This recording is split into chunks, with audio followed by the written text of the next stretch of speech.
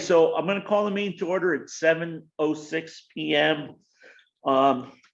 Is there any additions or deletions to the agenda? Seeing none, new business. We have the WCSU FY 23 budgets first look. So everybody should have had an email from the central office, Bill and Lori. So we're going to break these into, we vote on these budgets separately. I think sometimes it's easier to digest them in smaller bites and getting a 20 some odd page packet. I think Lori has done a really excellent job in the last few years of putting together a very good written explanation and then the budget itself to look at. So instead of having the screen covered up with the budget, I was going to ask everybody, hopefully they can see their own budget. And I'm going to ask Lori and Bill just to discuss the budget however they want to. I don't know if they both want to talk or just one of them wants to talk, but why don't we start with the superintendent's budget for FY 23.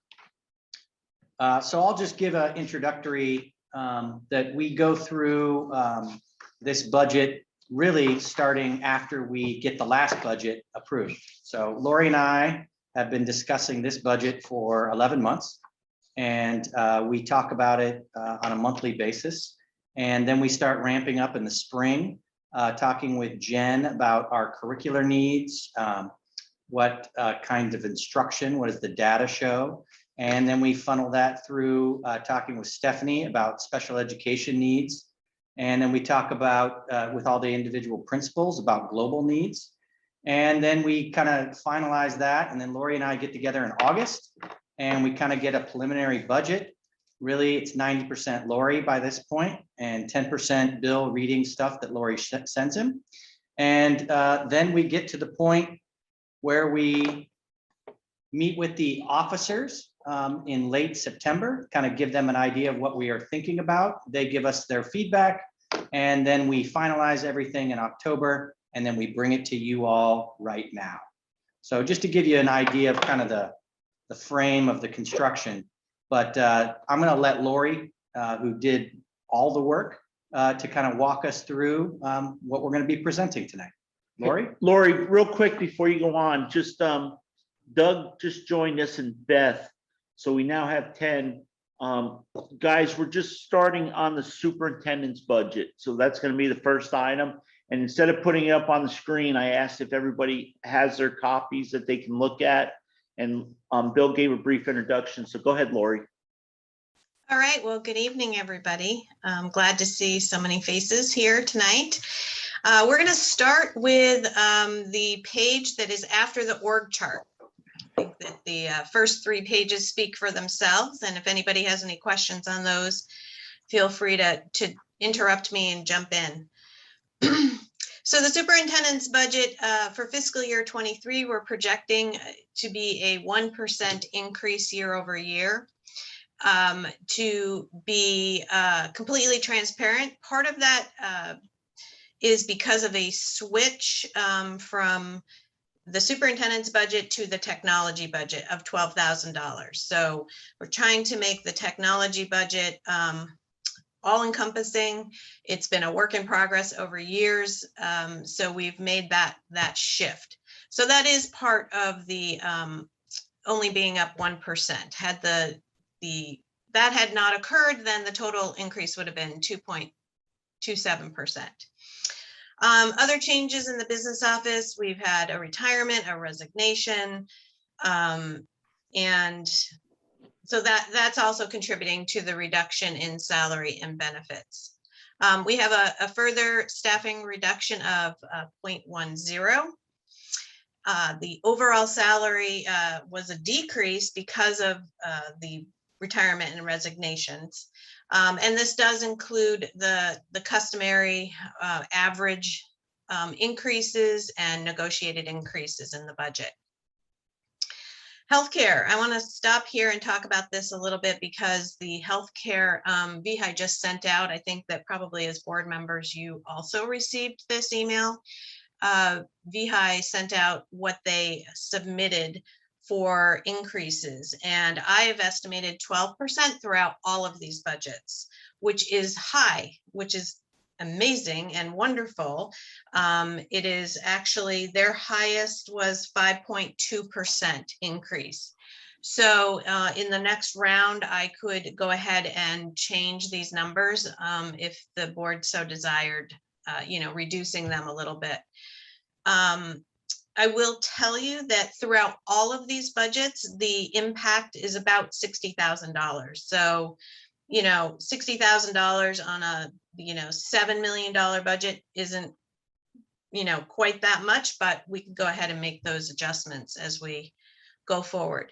I did also make some other adjustments to the budget based on actuals, based on, what I know at the time, and what our projections are.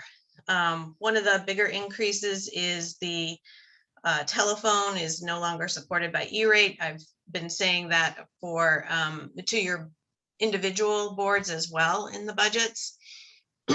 And also made the move to just pay all the VSBA dues out of the central office budget because it's easier than everything being billed back. So that was an increase there. Is there any questions on this? I'm happy to go through. I did send out when I pulled everything apart to do this in separate budgets, the actual detail budget was not included. I didn't realize it till I was starting to prep for tonight. So you did get that later in the evening, this evening, and I'm happy to answer any questions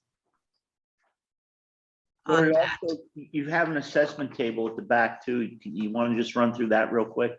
I sure will. I was just pausing for questions. Oh, I'm sorry. Nope, that's okay. Anybody? I can't see you Yeah. at my screen, so So somebody's gonna. Russ Cummings has a question. No, he's clapping. Oh, he's clapping. His hand was up. Sorry. Okay. No worries. So then the next page, I pulled this together this year because, again, to be really transparent, and we do have a lot of funding from grants. And I just want everybody to understand where the FTEs are all coming from and where they're paid out of. Also, I wanted to highlight the MTSS instructional FTE. Just keep that in mind. We'll talk about that when we get to the MTSS budget. So the assessment table. So I just got today some numbers, and they're actually very similar to this these numbers for fiscal year 23 as far as student counts on this particular table. So I think we can go ahead and use those numbers. As you can see, Marlboro's numbers are up, River Valley's are down pretty significantly. Stratton's pretty much stay the same. We're only talking elementary here, and West Rivers are down, and Windham's are up. So, that feeds into your assessment. So as you can see from the bottom, this is what your assessment will be in your budget. So you can see the variance there and how the ADM plays into that. And it's different every year. Last year, River Valley's had a pretty significant increase in their assessment because their numbers were higher than the previous year. Russ may have a question. We just might have the wrong icon. Russ, do you have the wrong icon? Do you have a question? I have a question, yes. Okay, I thought I was raising my hand, but it might be the other one. I see that the 2023 assessment table went to 22,306 from the 15,128. What does this mean in real terms? What am I looking at here? I think I'm going to have you clarify your question a little bit to me. What page are you looking at? It says Superintendent's Assessment Table. Okay. And it has the Marlboro, River Valley, Stratton, West River, and Windham districts on the top, and then down underneath, it has the same school districts, but it shows under fiscal year 23, $22,306 Right. versus in fiscal year 22, $15,128. And I'm wondering, what does that $22,306 represent? Is that an assessment to our board for a budget item? And what budget item is it? Oh, okay, great. Yes, absolutely. So that is an increase. First of all, I'll talk about the increase, Russ. So the increase is based on the fact that your student count is up or projected to be up for fiscal year 23. And what it covers is basically all of your central office and superintendent's charges. So the budget, the detailed budget that I sent out earlier this evening, that is what it covers. Okay, so that's not an ECSE issue that for us to consider. It is not. It is Okay. not. This is strictly the superintendent's office. Thank you for the clarification. No problem. So Russ, we broke the budget into 4 sections. We'll be talking about the other different parts of the budget. This is strictly what she had listed early on. She had the superintendent's proposed budget, and you have to go to the detail sheet. All right. Thank you. I don't see anything else. No. Is there any other questions for Lori on the superintendent's budget? So we can do one of a couple things. We can approve the budget tonight.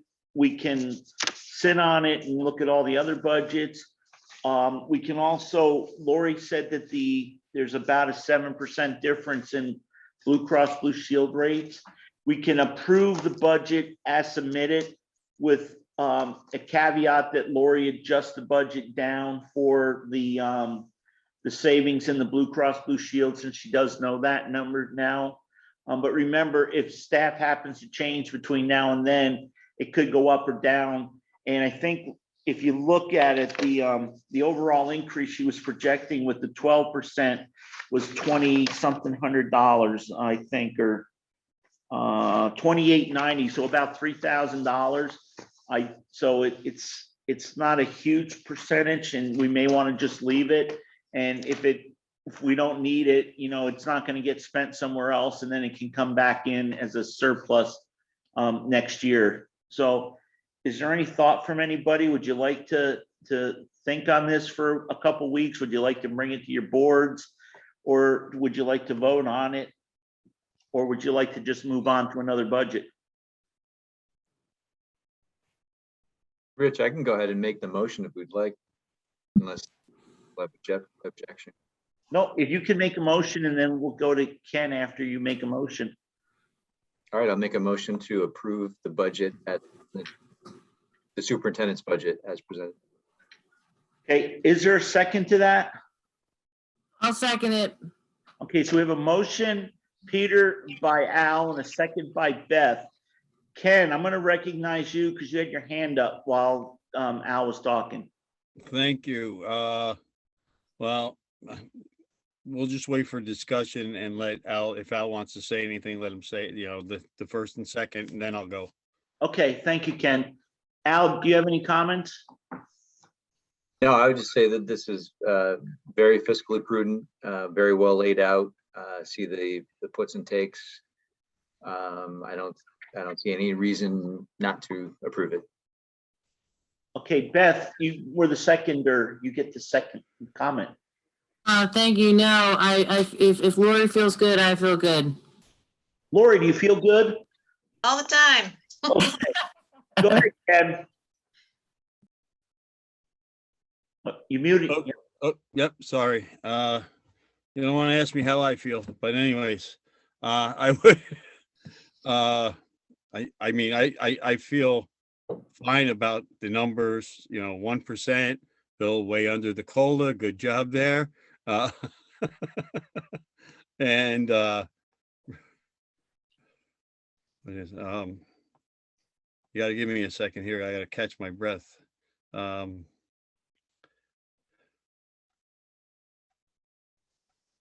But to be transparent with the public, I think we should hold it for one, you know what I mean? One more, at least one more meeting, so that they can reflect on the budget, because we've always had, well, we never hear anything about the superintendent's budget.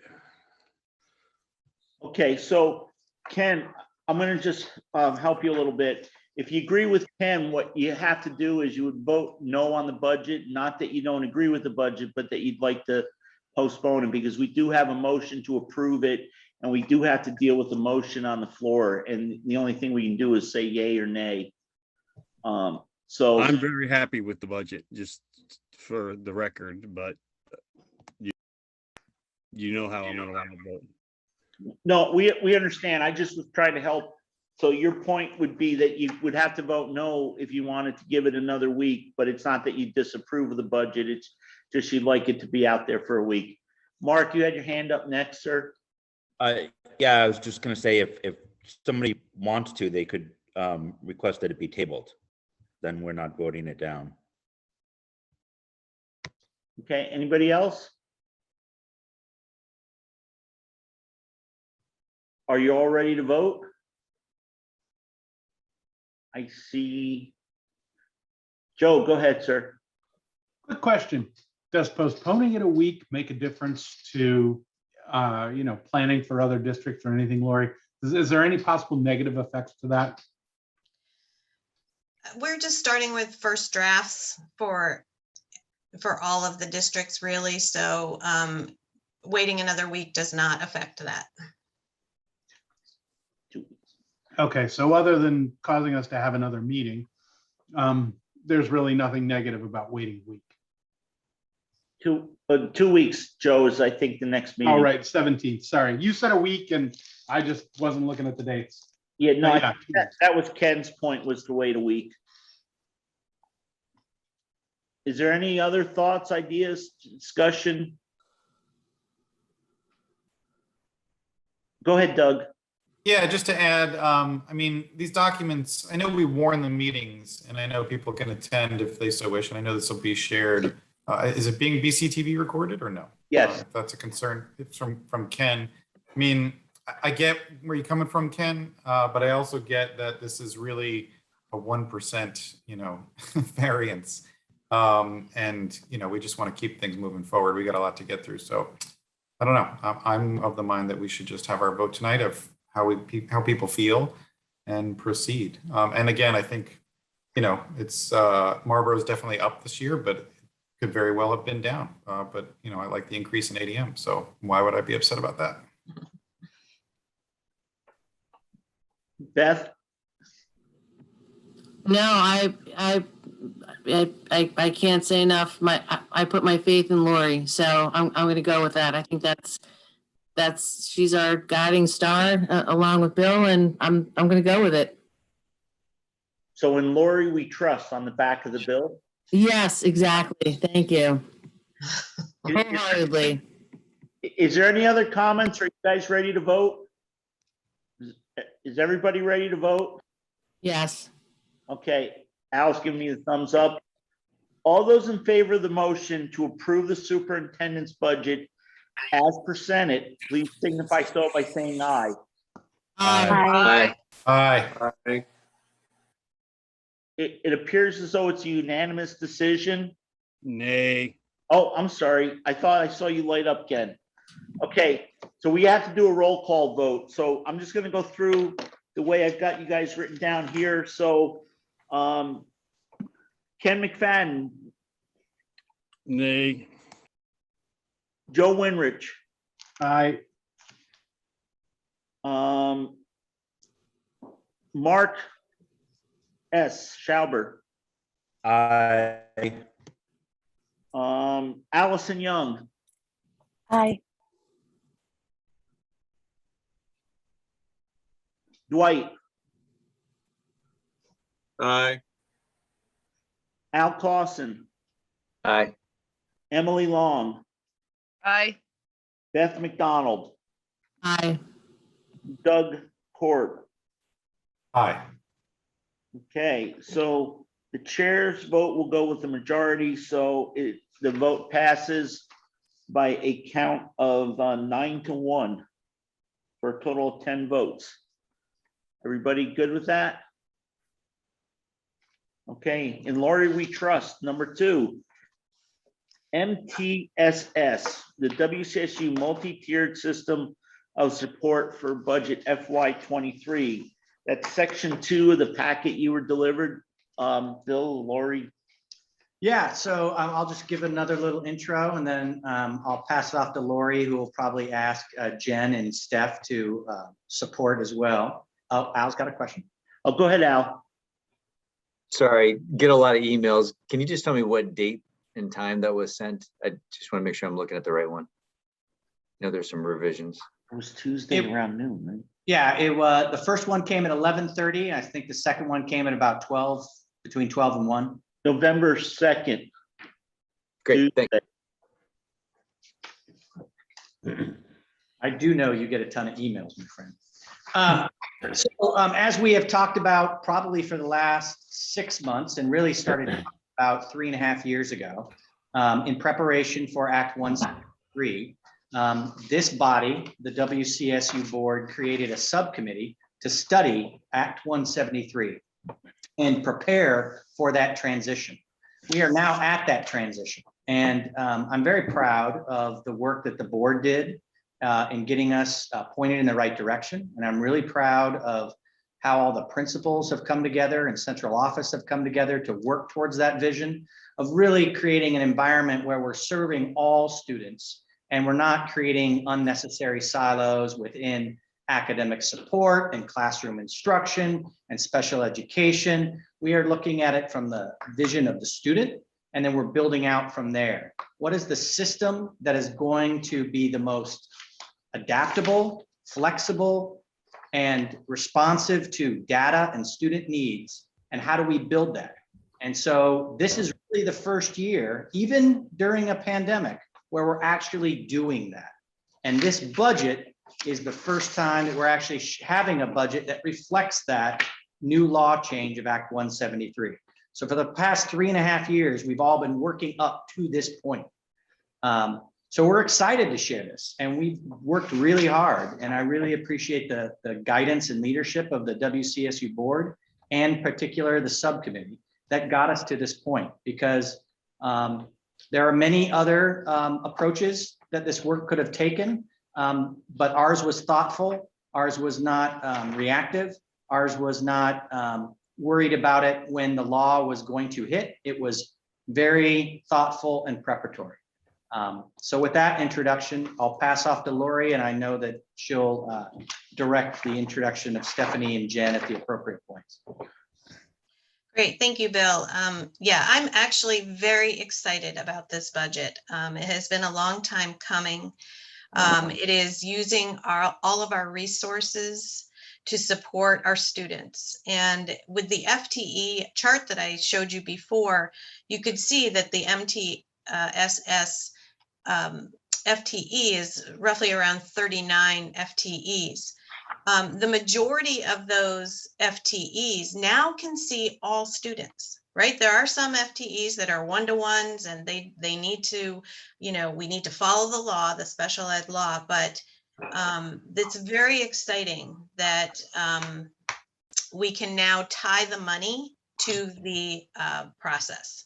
So I would love, you've been hearing about MTSS, I know a lot, but it's, I always think it's good to go back and revisit what is MTSS.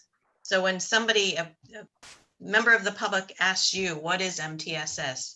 You have an answer. So I've asked Jen to give us an overview, and then Stephanie to talk about how the special education fits into this budget and, what some of the needs are for the students. So Jen?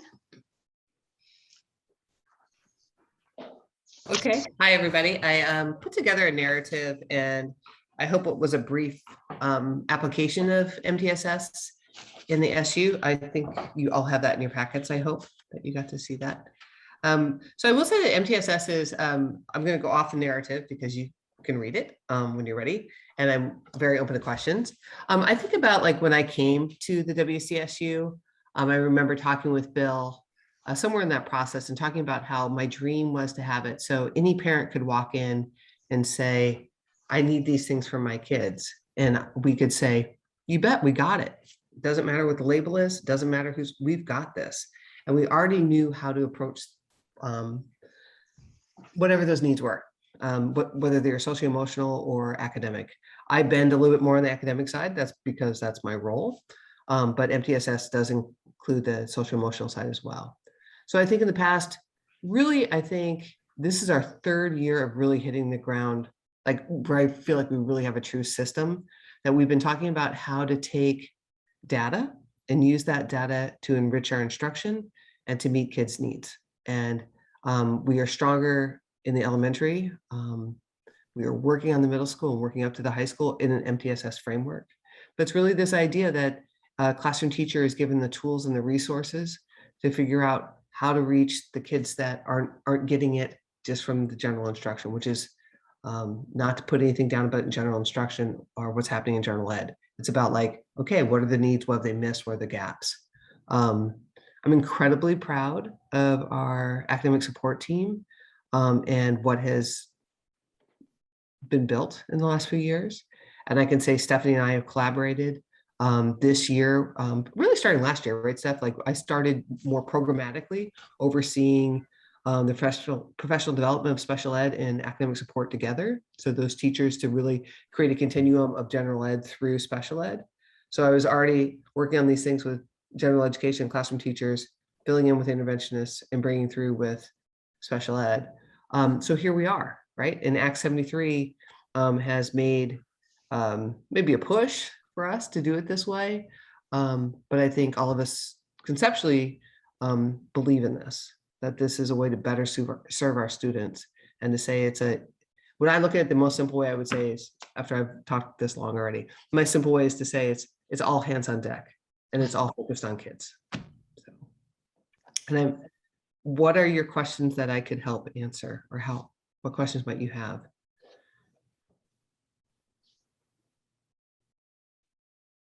So Jen, I don't see any. You must have done a really good job. Okay. I'm here if they pop up. Oh, Doug has a question.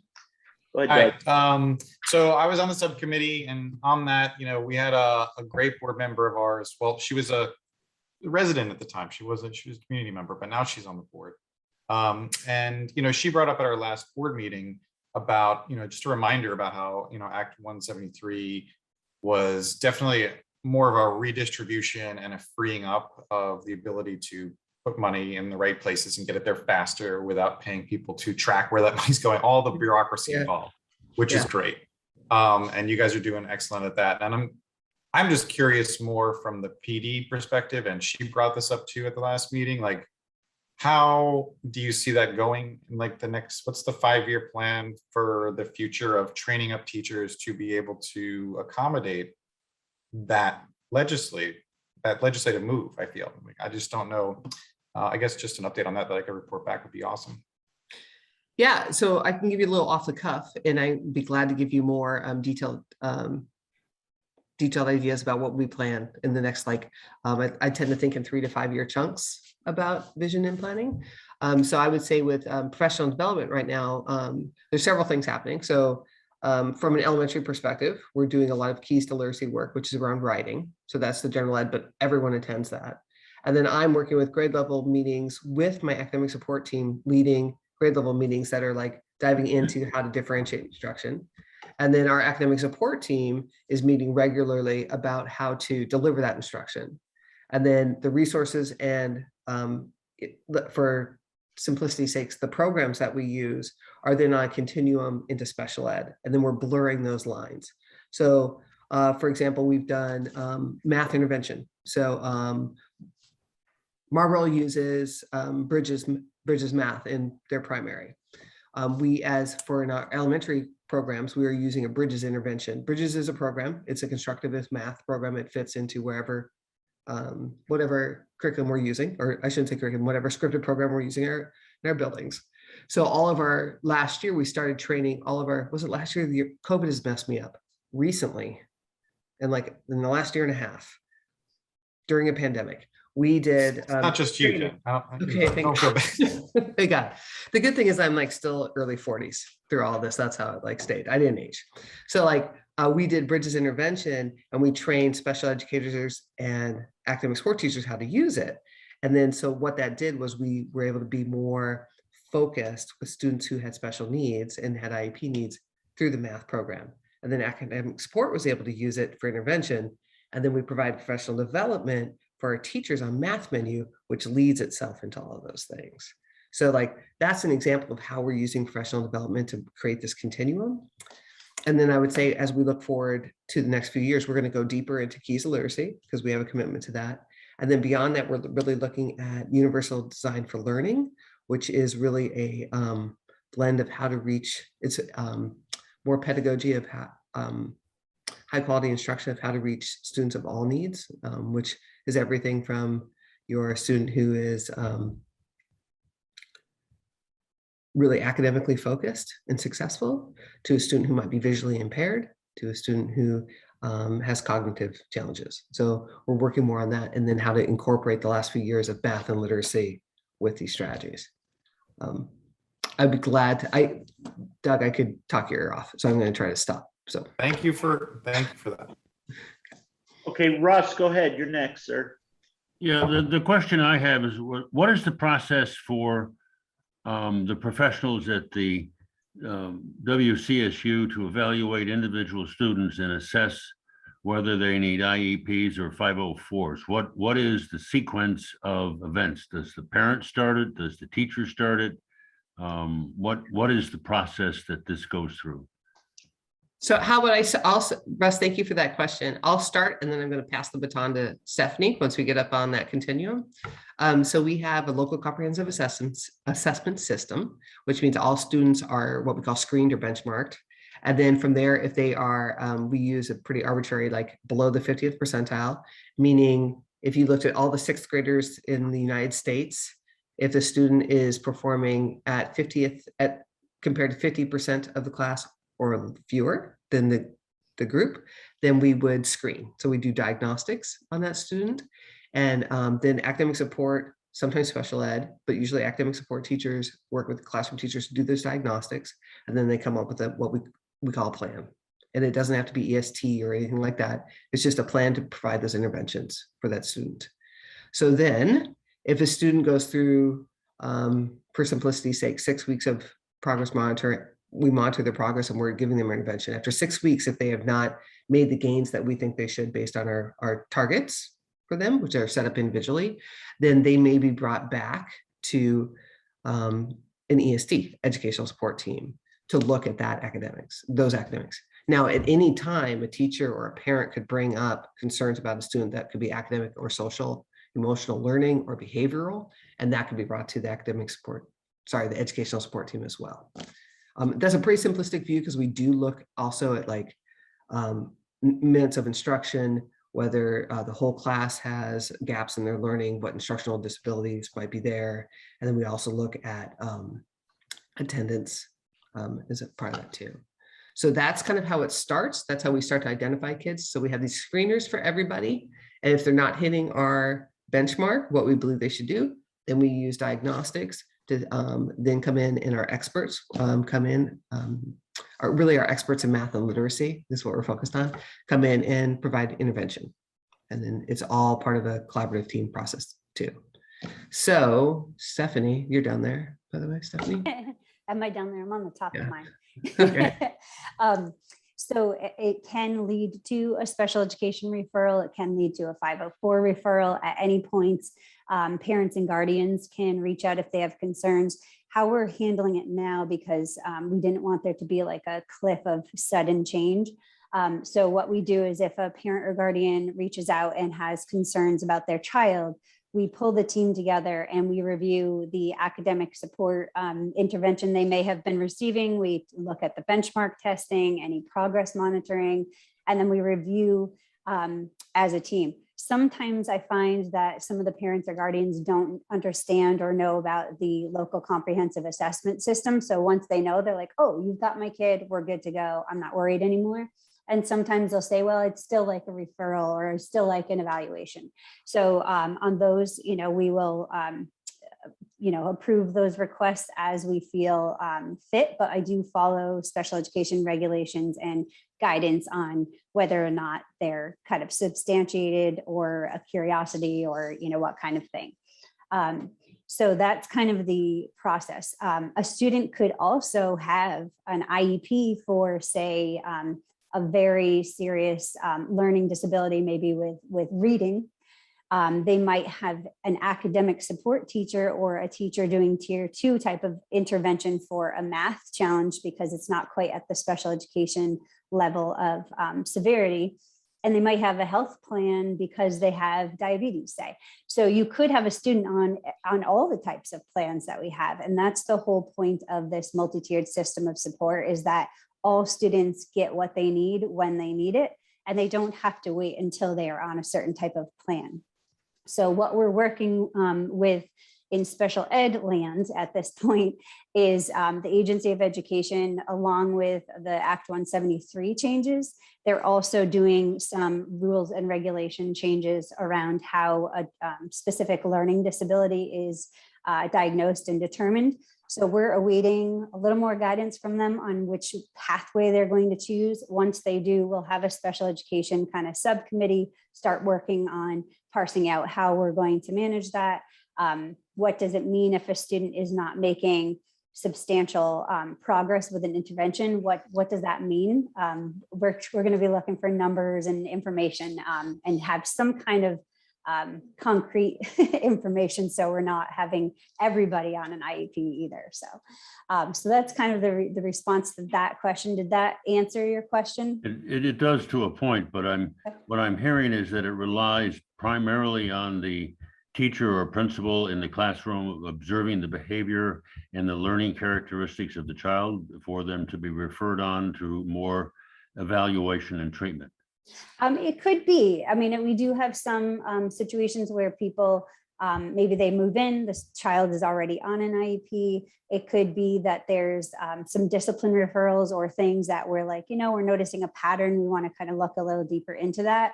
Or it could be a parent saying, my child is just, really struggling at home. I'm not sure what to do. I see that they're having, difficulty accessing, say, math class or, whatever kind of thing. And so that could come from a parent or guardian as well. Thank you very much. It could also come from there within our structures. We have guidance counselors, we have social workers, we have people doing outreach to families and kids. And so it could be that something comes up as a concern from them as well. So it's really a multi-pronged approach to trying to reach kids before they're at a point where it's crisis, whether that's social, emotional, or academic. Thank you, Stephanie. That's very helpful. Thank you. Okay, I appreciate it. Yes, no problem. Also, go ahead, Jen. Yeah, also Russ, just to say, as part of our LCAS, what happens if when we set students up with target goals for academics, if they don't make the progress, and there's like a whole criterion of what that looks like, if they don't make the progress by like 3 cycles, then they're automatically referred through the process. So it's the same concept of like, okay, we're doing everything we can, and if they're not making the progress, so something else needs to happen. And that might be deeper diagnostics to figure out what those skills are, or it might be a referral to special ed or to EST. So those things, so we have catches in place as well. So yeah, that's a really good point. And if a student is, say, in need of a literacy instruction that is being offered by a special educator, those students could be folded into a special education group, even though they're not on an IEP. And then a kid on an IEP, a student on an IEP may have, say, a math need or, whatever. I'm not trying to say special ed only does literacy, but you know what I'm saying? I'm trying to make an example here. So maybe that student who's on an IEP and sees a special educator for math instruction, perhaps there's an AST intervention going on that is at that level. They could pop over into that group with peers instead of being in a very small group in special ed. So there's lots of different flexibilities that we are really looking forward to. I saw, go ahead, sir. Stephanie, have a question. Yes, go ahead. Go ahead, Al. Hi, sorry, this is probably more of a number crunching question, probably more for Lori, and I think I may have found the answer, but it's not really kind of explicitly stated.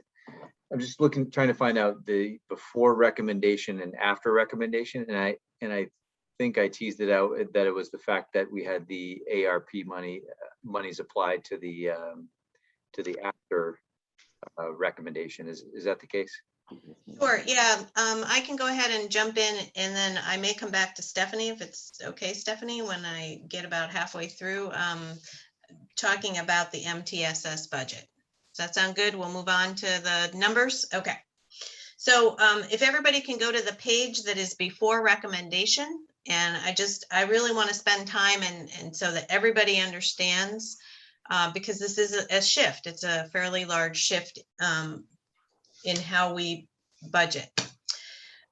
So in all of the numbers, I've taken the academic support team that was separate. It was in the fee for service agency fund before, and I've updated all of these numbers. So if you were charged for an academic support before, they're included in these numbers here. I brought all of that together. So starting right out on the top line, it says MTSS gross expenses, local and grant. Okay, so typically our special education budget was anywhere between 5.7 and $6.1 million. And so this, bringing it all together, is the $7 million. So that is the total cost. Okay, and so now we have to say, okay, how are we going to pay for that $7 million? Well, the state changed the funding and said, we're not going to reimburse you based on a percentage anymore. We're going to give you a census block grant. Okay, so we're going to give you $2.5 million. That's it. That's all you're getting. You figure out how you pay for the rest. Okay, and that is Act 173. So along with that funding change comes some of these flexibilities. So we always use, I'm going to jump over the CFP grant and go to the IDEA grant. We always use that IDEA grant, which is a specifically special ed grant, to help offset our special ed costs. Okay, so that really didn't change. But this year we're adding in that CFP grant. Okay, so we're adding in grant funds that we get from Title I, Title II-A, and Title IV into this budget to help pay for the budget. And then you'll see the yellow, the ARP IDA and the ARP ESSER. We'll talk about that in a little bit. We do still get some extraordinary cost if a student is over $60,000. Then you get a certain percentage. I think it's 95%. Correct me if I'm wrong, Stephanie. 95% of those costs back. So there is an extraordinary cost and a state-placed revenue mechanism still. So they did not take that away. And then potentially we could use some fund balance that we've built up over the last couple of years to offset these costs as well. So, it's basic math. You just get down to the point where this is what is owed. And I know that we've been talking over the last few months about, this $400,000 mark. And as you can see, the year-over-year variance here is $800,000. And the reason for that is that part of it is coming from a reduction in revenues based on the funding change. Okay, so that's somewhere in the $339,000 range right there. So just about close to that 400,000. There's also a little bit of IDEA grant revenue that's been reduced. So all in all, that's where that $400,000 number came from. But now you also have your increases, right? So you have your student need increases that I'll have Stephanie talk about in just a second. And then you have, your basic increases in salary and healthcare and any other items that, need to be increased as well. So that's what makes up that $824,000 increase overall. Funding source change and basic student need increase. So Steph, do you want to talk a little bit about the increases? Sure. We have had some students or situations rise up where they needed some out-of-district placements that we hadn't anticipated. So in this budget, we are anticipating that because that's what their current needs are. But as Jen had mentioned, we primarily have focused a lot of our intervention and prevention efforts on the elementary and the early childhood levels, which I think is fitting given development and all that kind of stuff. But our next focus is really on the middle school and high school. We want to boost up what we can offer so that we don't have as many students popping out of the system in need of out-of-district placements, but also have a softer landing pad for them to come back from out-of-district placements. So the bulk of special ed, even though we're doing this through MTSS, I'm speaking to like the specific special ed needs right now, are that we want to add 2 full-time people at Leland and Gray to support social, emotional, and behavioral needs. We want the person to be comprehensively in Leland and Gray so that we don't want the people, sorry, so that they are part of the school culture. They understand what the teacher's needs are, and it's not somebody from the outside coming in to say, well, it looks like this week while I'm here, here's what it looks like, right? So we want to add a school-based clinician who will provide mental health services directly to students, as well as team with the intensive case manager / educator. And those 2 people work together almost like a program within the school, but having it very flexible and expansive so that they are helping teachers with differentiation. They're helping students with the direct servicing needs. They are managing interagency connections and wraparound services for students and really digging in to help support those students on an intensive level. In addition to that, we had a little bit of increase in paraeducator needs. Sometimes that's just because students are, we're thinking they're going to need a para based on the increase in academic demand as they're getting older.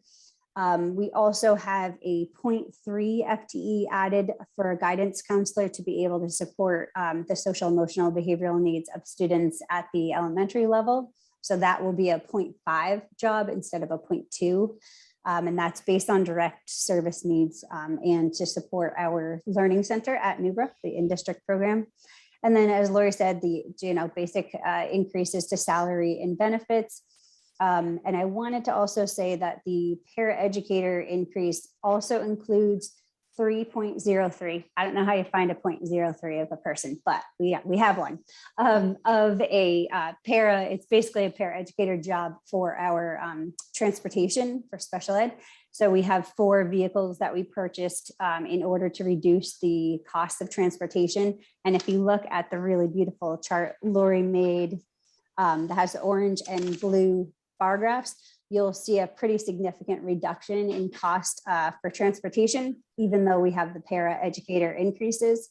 And then you can see this chart is the one I always like to look at of where my next targets are. So one of my targets was transportation. The other is out of district.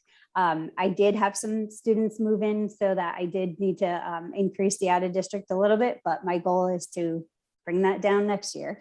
So you can see that, but you can see that the efforts that we put forth for transportation have definitely reduced the cost. So now we're going to target that out of district, and part of this package plan of proposal is what we anticipate will help that. So any questions?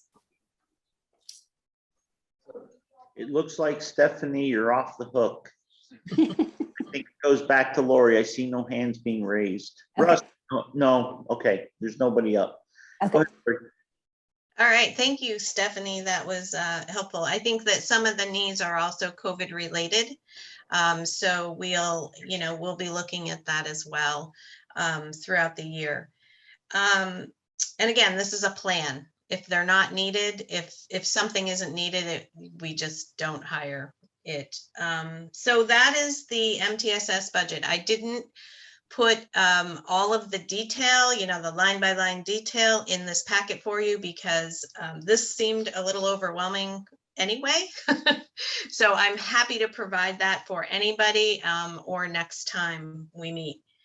So then it's, the basic methodology that we've used before is that we look at last year, we look at this year, and what is the variance? And in this case, the variance is 824,588.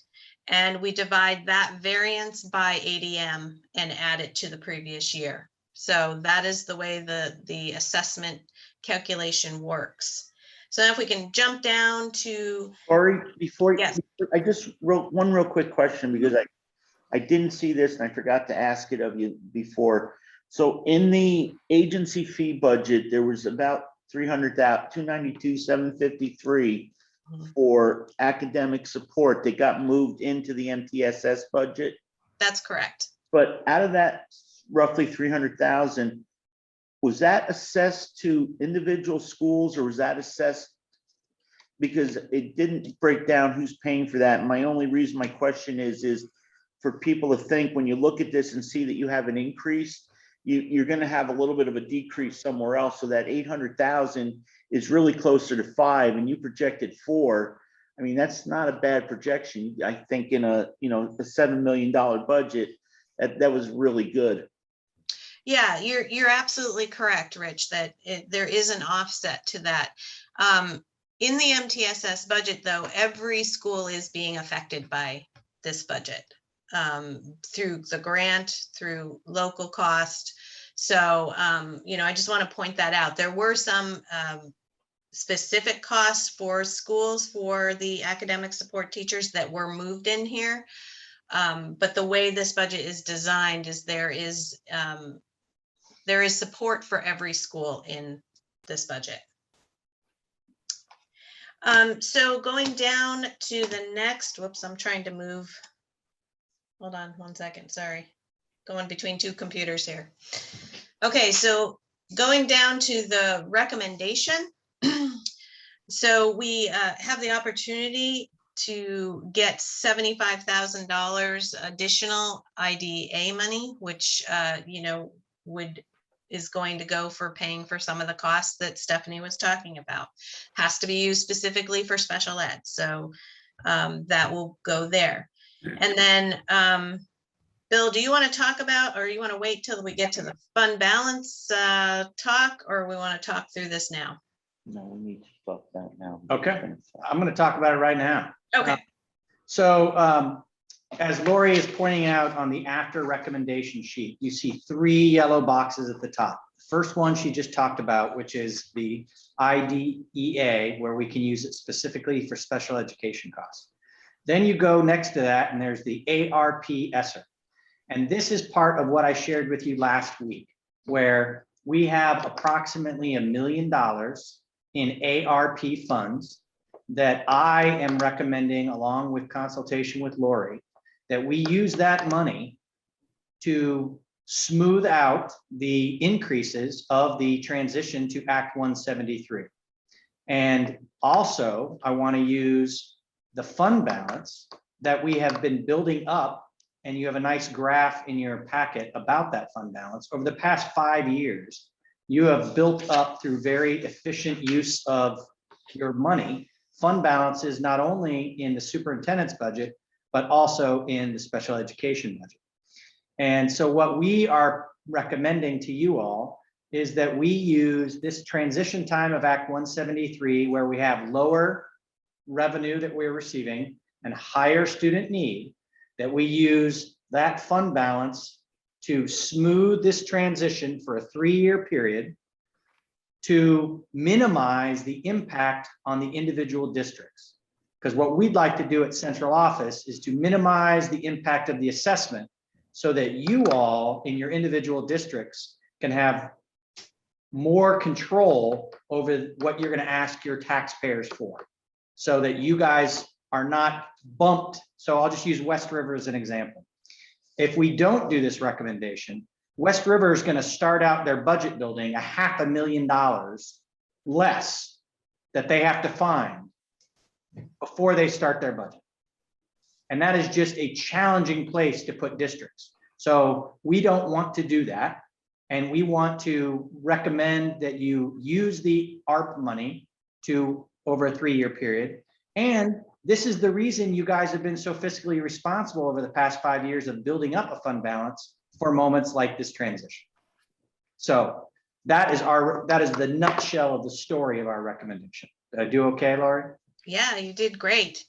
And I do want to really recognize the board also because, you know, the way we built the methodology was that at the end of the year, there's a reconciliation. And if there's a surplus, it could have gone back to the districts. Or if there was a deficit, the districts would have gotten a bill.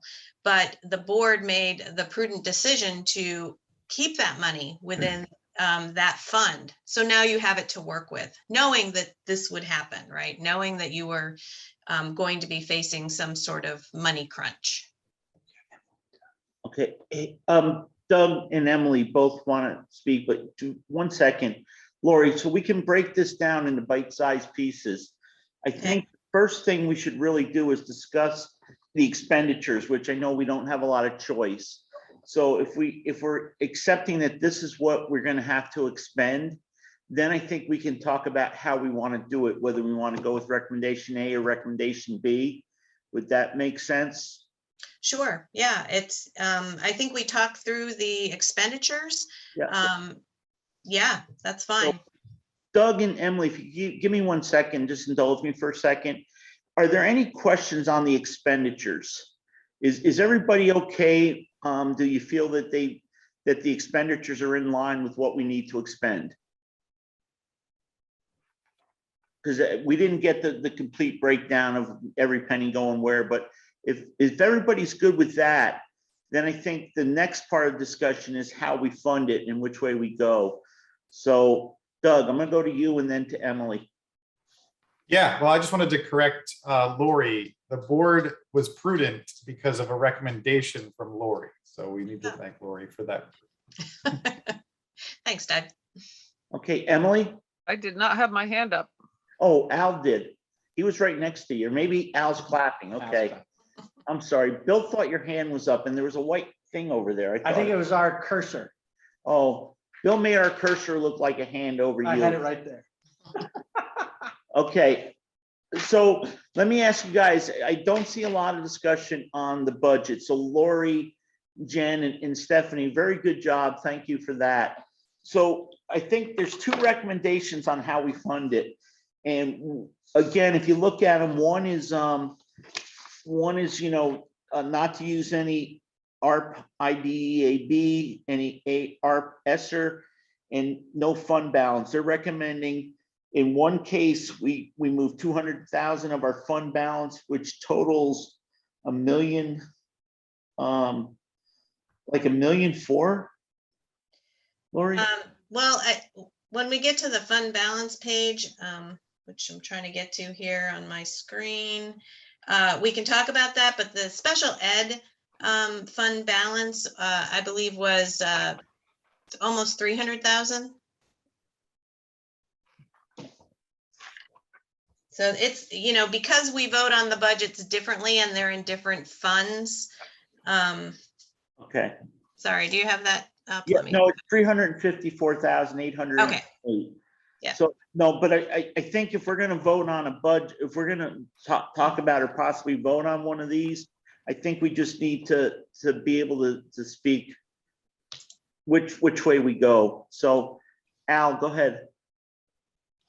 Yeah, just a clarifying question. So the intent for the ARP ESSER would be to expend all $1 million over the course of 3 years. Is that correct? So 350, and then 300 for the final year. But all you'd be approving now, we want you to, that would be our plan. But yeah, you're approving 350 of that million. Right. Totally understand. Just wanted to see how we wanted it to play out over the course of 3 years. And would we also be feeling the same about the fund balance, also wanting to probably do that 200K each for the next 3 years? Or is that a one-time shot? Well, in your mind? MTSS only shows 354,000. So if you take 200, I think, Lori, next year you'd only have 154 unless there's surplus, right? Unless there's surplus, or when we talk about my recommendations for fund balance, there may be more. Just to, not bury the lead. There's about 600,000 in the superintendent's budget fund balance. And what we want to do is transfer 400,000 of that 600,000 into the MTSS budget to match that 350, and then have 750 in there so that we can have 200 a year to match that other 350 a year for the next 3 years. Sorry, I didn't mean to break your lead. All right. Did I say it correctly though, Lori? Yes, yeah. I didn't know if I should jump ahead to that or not. So I think, yes. Lori, yeah, I think it's important because you're going to ask us to use the fund balance. And I think the prudent thing again is like you were saying, you've let us, we could dump it all one time in one shot. And then next year we're like, now what do we do? So I think that's important unless somebody disagrees with me. Is it okay if Lori just kind of covers the fund balance so that we can maybe make an informed decision on the how we vote? Yeah. Okay. Oh, go ahead. Is Al? Oh, Al's saying good. So go ahead, Lori. Why don't you just touch on the fund balance, because I think that really relates to what we're doing here. Okay, great. So if everybody wants to go to that fund balance, summary fund balance by fund report. So the graph first, it's nice and purple, should stick out on your screen. So these are the different funds that, there are more funds than this, but these are the significant funds that have a fund balance that the board really has control over, whereas some of the other fund balances are grants and things like that.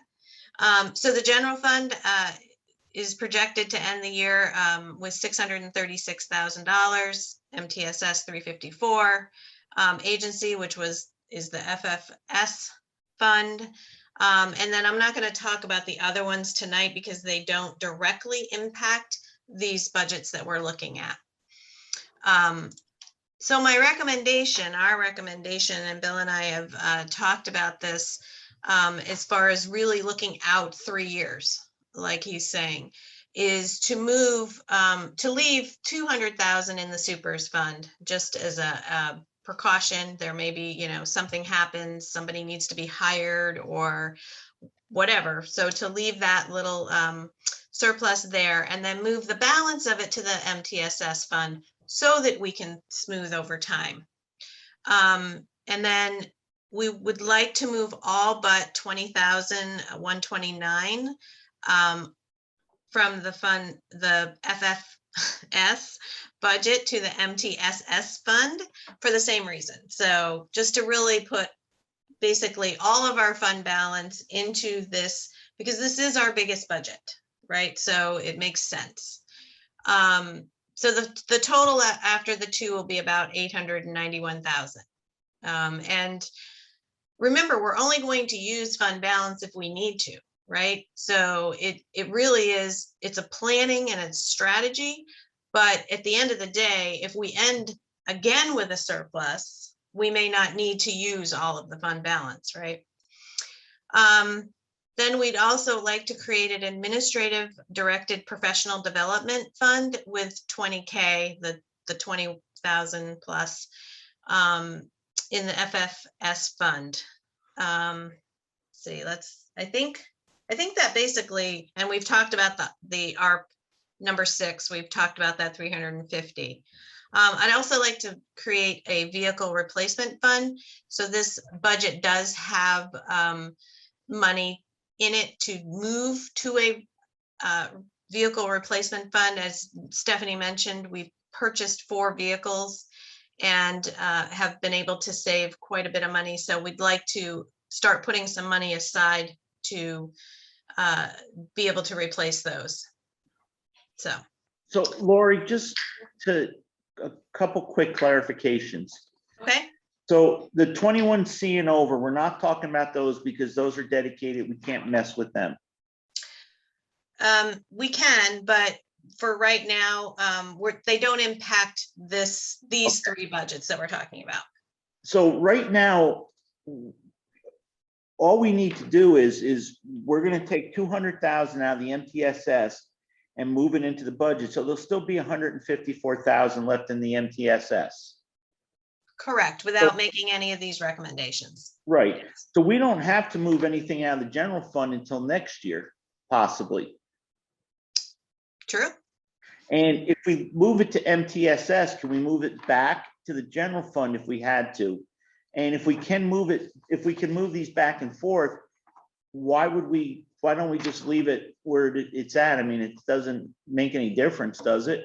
And then next year you can make a recommendation. And if next year we don't have the 200,000 you need, we can move some out of that general fund. But the general fund allows you to a little more flexibility because you can, it's not, we won't, the MTSS is specifically for that program where the general fund can go anywhere.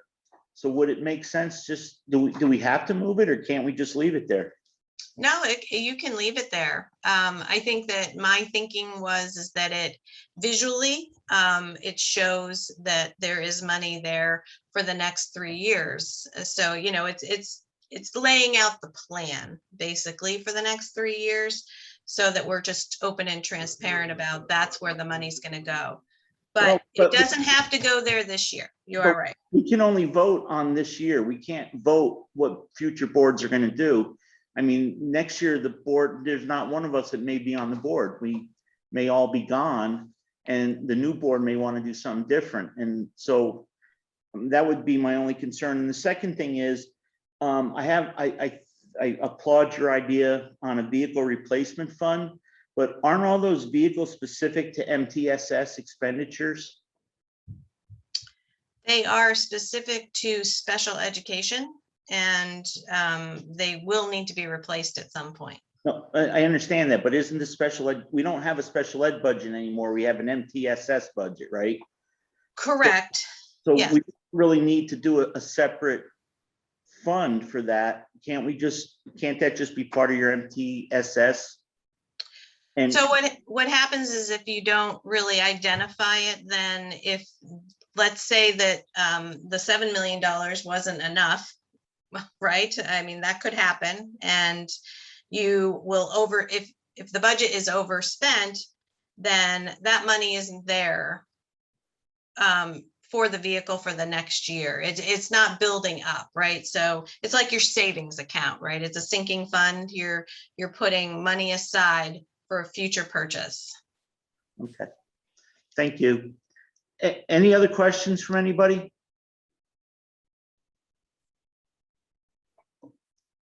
So what is everybody's pleasure?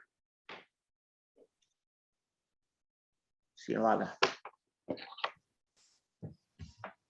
Go ahead, Al.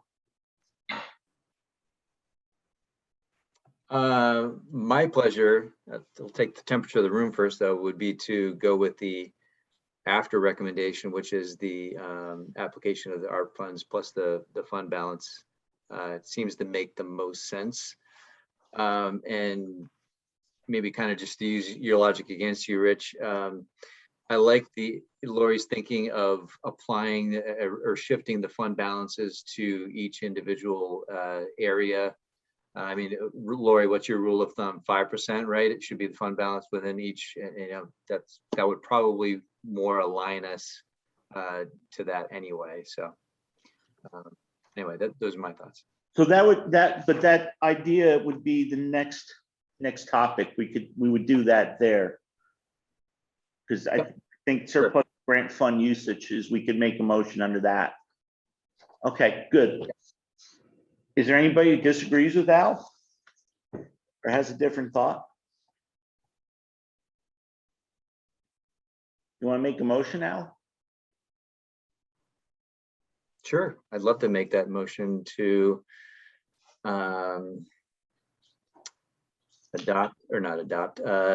use the budget, MTSS budget after recommendation, which applies the ARP IDEAB and ARP ESSER funds plus the fund balance applied as presented.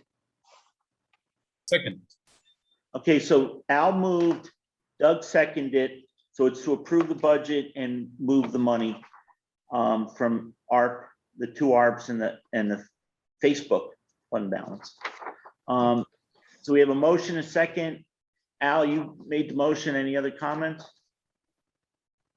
No, I think this is completely fiscally prudent. And as Bill said, in the West River, I do not want to start out with a $400,000 handicap. I'll take 97,000. Still not great, but it's a much better situation to be in. So appreciate it. Thank you. Doug? I'm good. I second what Al said. Okay, Mark? I just want to make sure I understand. If we do the ARP funds over the 3-year period, we would be depleting the remainder of the ARP funds that we have. Is that correct? Lori's Okay. shaking her Thank you, Lori. head.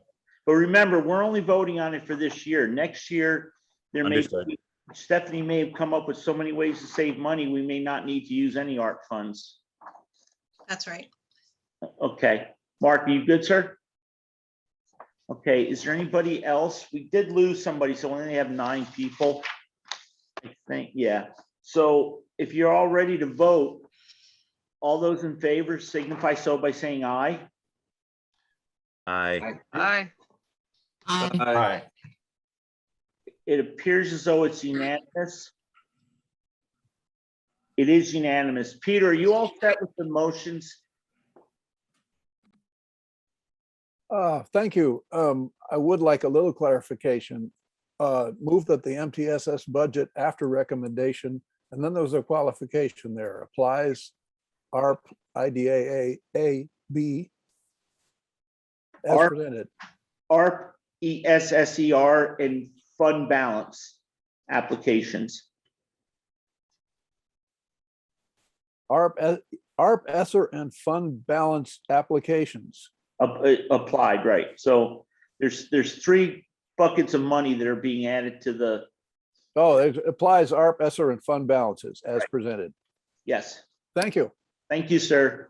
Okay, hey, Steph and Jen, Bill just handed me a note. This is like elementary school all over again, but he says, thank you very much. You guys did a great job and you can leave. But Lori, he said you need to stay. So Okay. thank you, guys. You don't have to go, but you can. Thank you. Thank you, guys. Jen and Steph. Appreciate it. Lori and Bill, is there Thank you. anything with early childhood special ed you want me to stick on for? Are we good? I think I can explain it. Okay, cool. Thank you all very much. Thank you. So now, Lori, let's go back to your summary fund balance. 'Cause Okay. This is where I believe we would, if you want us to move some money around, let us know what you think and we'll have that discussion and maybe a motion. Yeah, so, what I explained before, I think that just, Hey, Lori, excuse me 1 second. I may have messed up.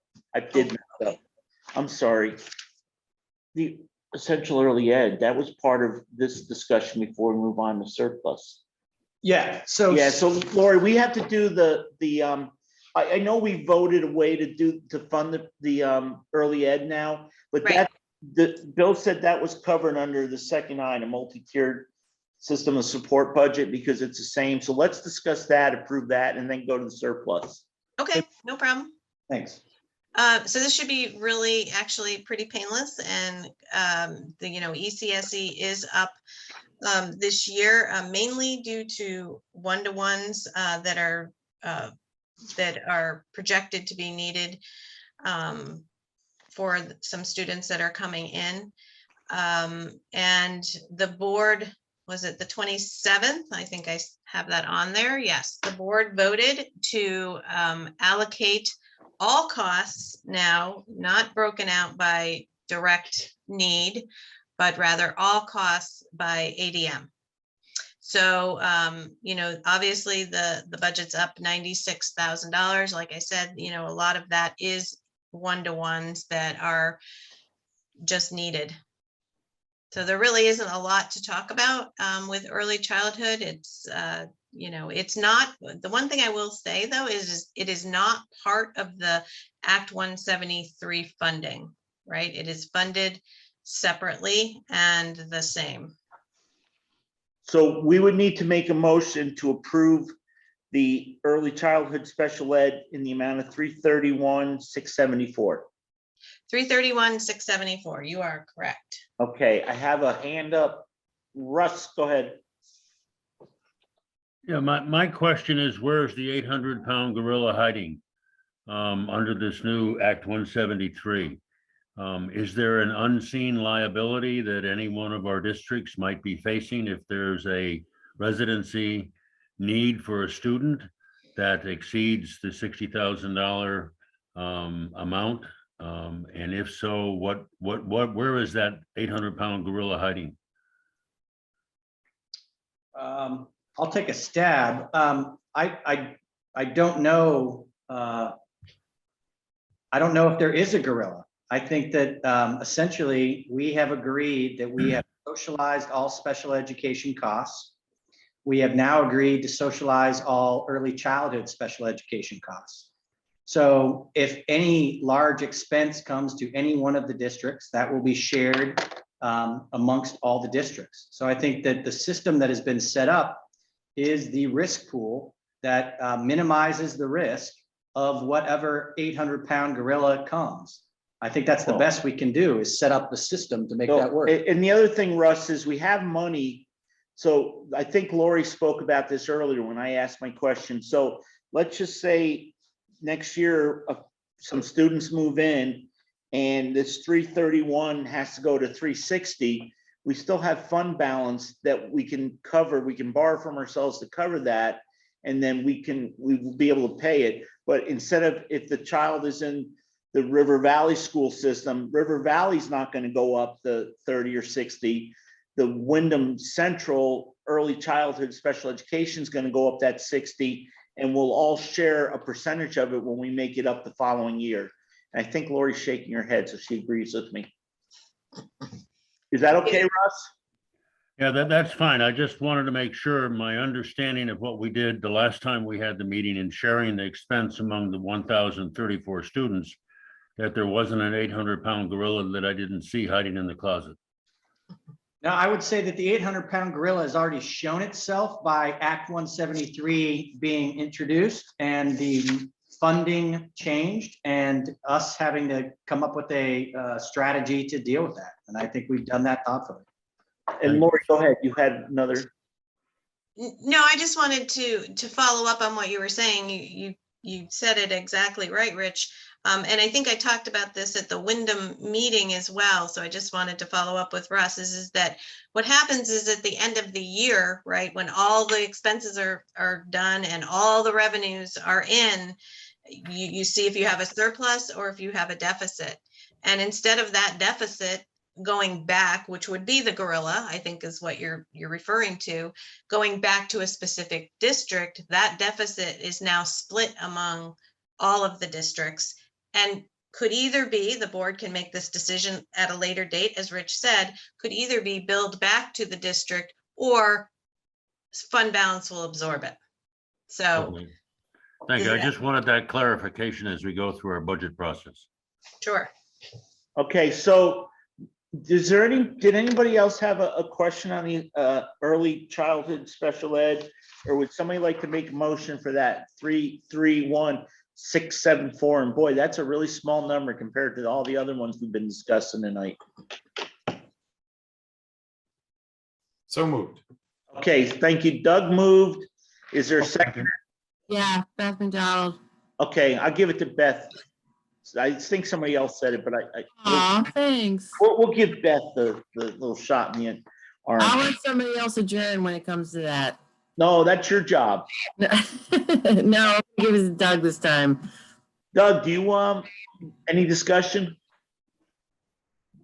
Nope. I brought it back to my board. We're all supportive of it, just like we supported the initial sharing of the first round. So we're good to go. Beth, you all set? Yes, I am. Thank you.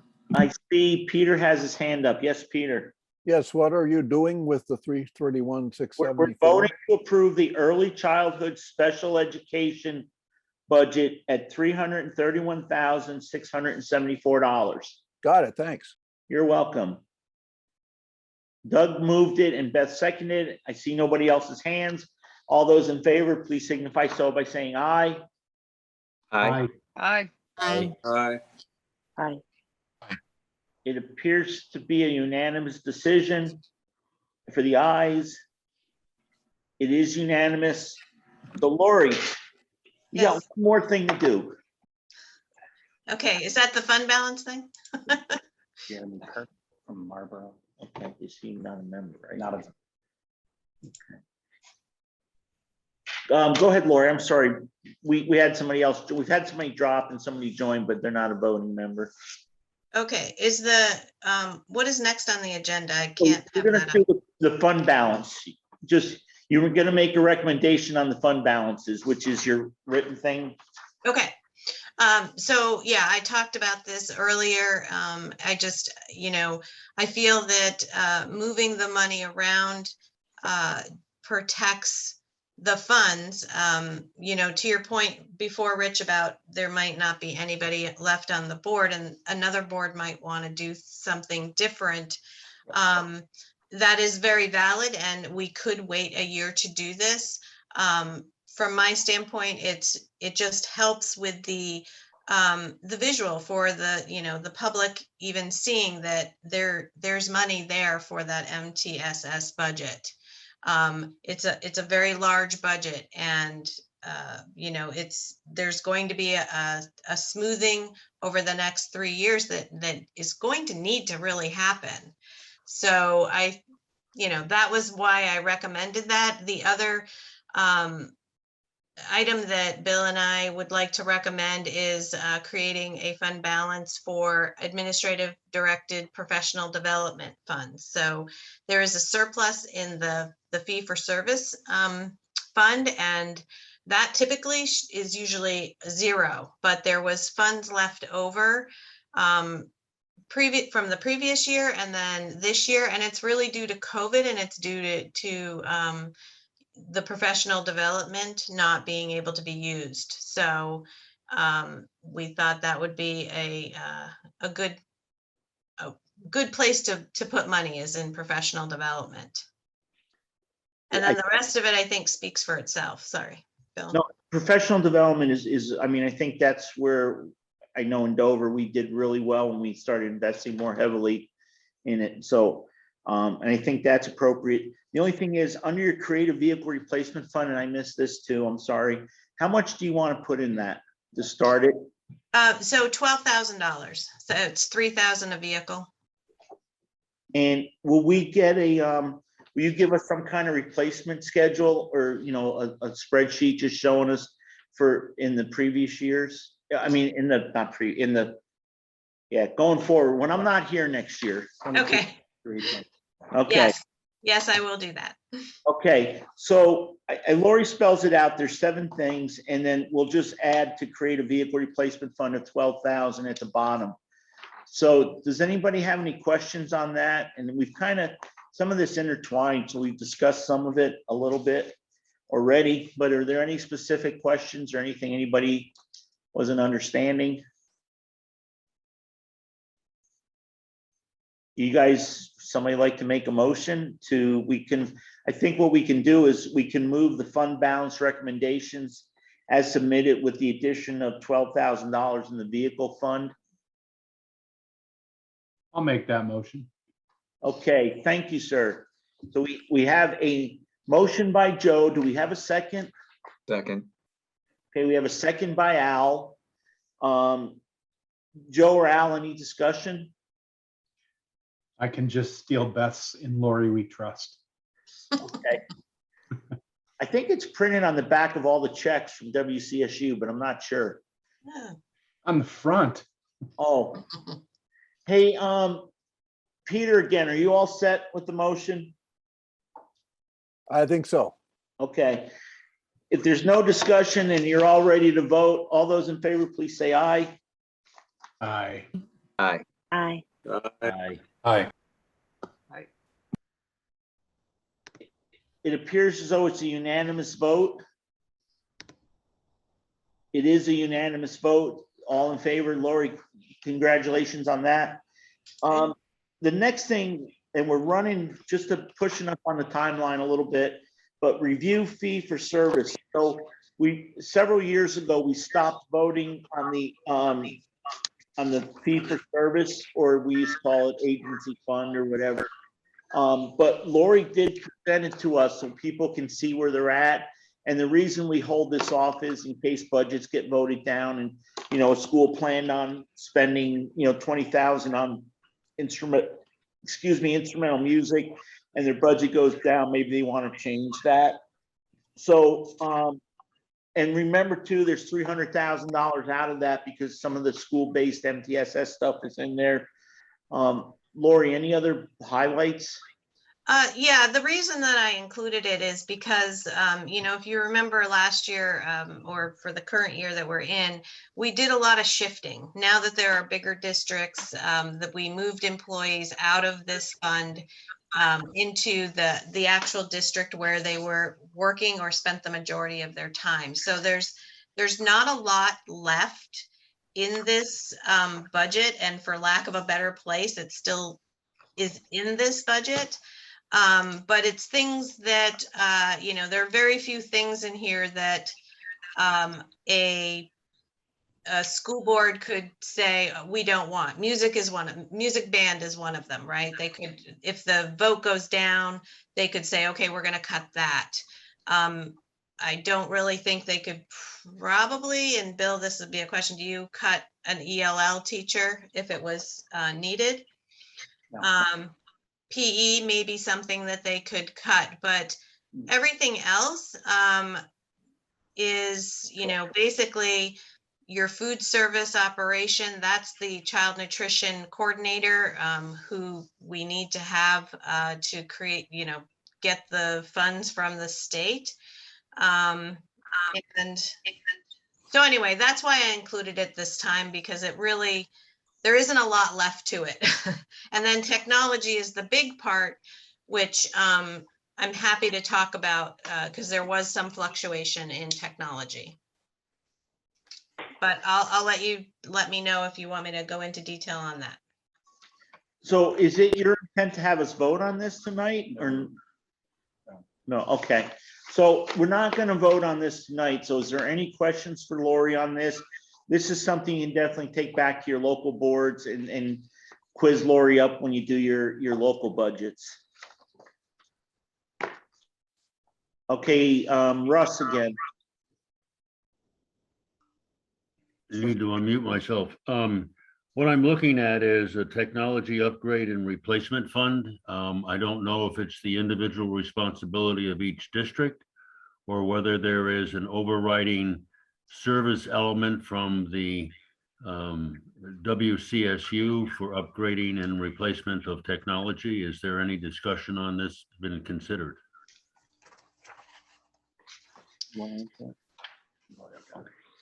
Yeah, so Russ, the technology budget is sort of an interesting budget because you know, in most SUs, SDs across the state, it's actually part of the general budget and done because everybody needs technology. We've started out because districts had their own technology in the beginning and over time has morphed into a centralized technology budget. So a lot of these costs are shared. The software line, you know, is all shared software for all of the districts. It affects every district. The hardware, basically the director of technology works with the administrator to decide what they need each year for replacement of hardware. And then you also have a service part of that, which is what you're referring to as well. So the way that I did this budget this year was I took the service, there's 3.5 FTEs, and I got a report back from the Director of Technology of where the time is spent. And so for instance, I think I'd have to look up my spreadsheet, but I think it's 0.1 for Windham. That's how the personnel was allocated.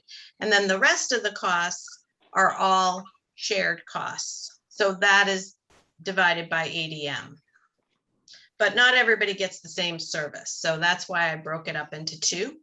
So it's sort of a reallocation of the entire budget that has been sort of pieced together over the last couple of years.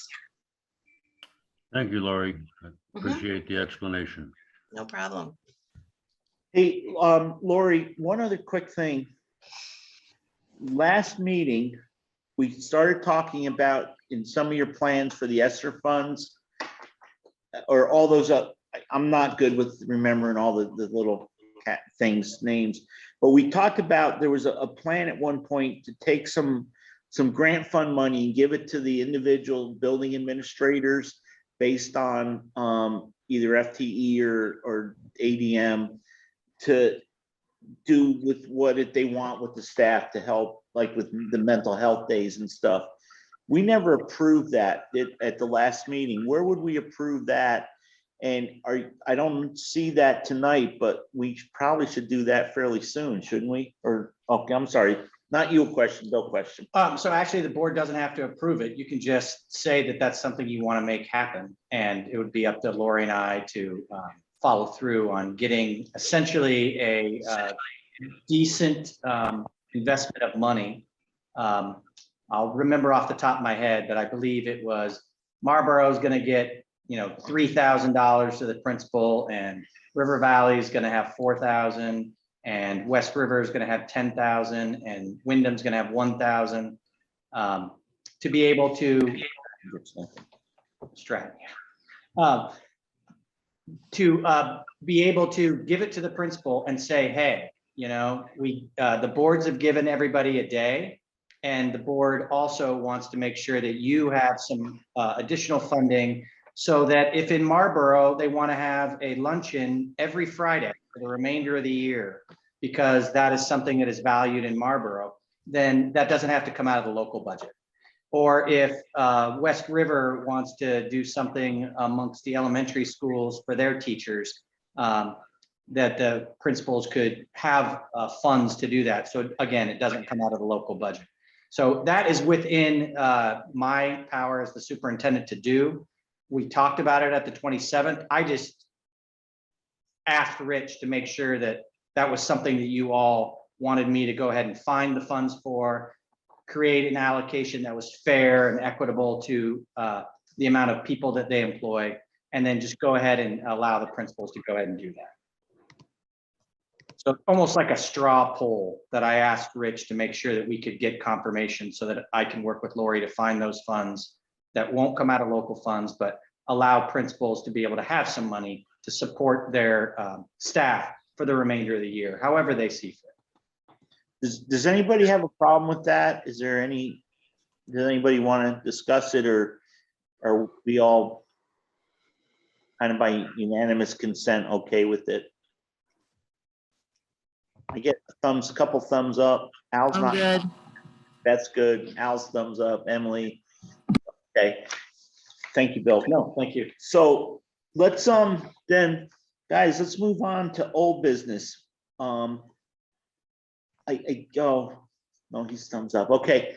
Mark, waiting study on Mark and Emily. I don't know if you have any thoughts or comments or have heard anything through the legislative grapevine. No, anything, thanks, Rich. Not anything more than I have said all along. Those who are following it closely may have some details, but I just will continue to caution that this is a work in progress, and your input is important throughout the whole process. So thanks. Thank you, Emily. Mark? I'm unmuted, correct? Yes. Okay. So there has been some movement. This morning, we received a copy of a memo that was sent from the co-chairs of task force to Tammy Colby and her team, requesting a whole bunch of information and some remodeling. And we received Tammy's response to that. And what she came up with, excuse me, didn't come up with, what they are, the weights are different numbers, but the end result would be the same. What we don't know yet is whether the task force is still going to attempt to take ELL out of the formula, which would be problematic in many different ways. And we also don't know whether the task force is going to listen to the recommendations from Tammy and her team. They meet again. They were supposed to meet today. They canceled that meeting. And I believe they meet again November 10th. And we expect to get some more information then. Okay. Hey, Mark, real quick before I ask questions, Lori, I think you're all set to leave. I don't, because we have no more financials, so you don't have to hold on if you don't want to. Well, I appreciate the really productive meeting we've had tonight. So I appreciate everybody making the motions. Thank you, Lori. Bye-bye. All right, have a good night. So back to the study, waiting study. I know, Doug, you've been really following that a lot. Do you want have any comments or? No, I don't have any comments of late. I think everybody heard my opinions at the last meeting we had, and I think Mark's on point. Okay. I see nobody else like moving or anything, so I'm gonna go to the school district updates. Doug in Marlboro.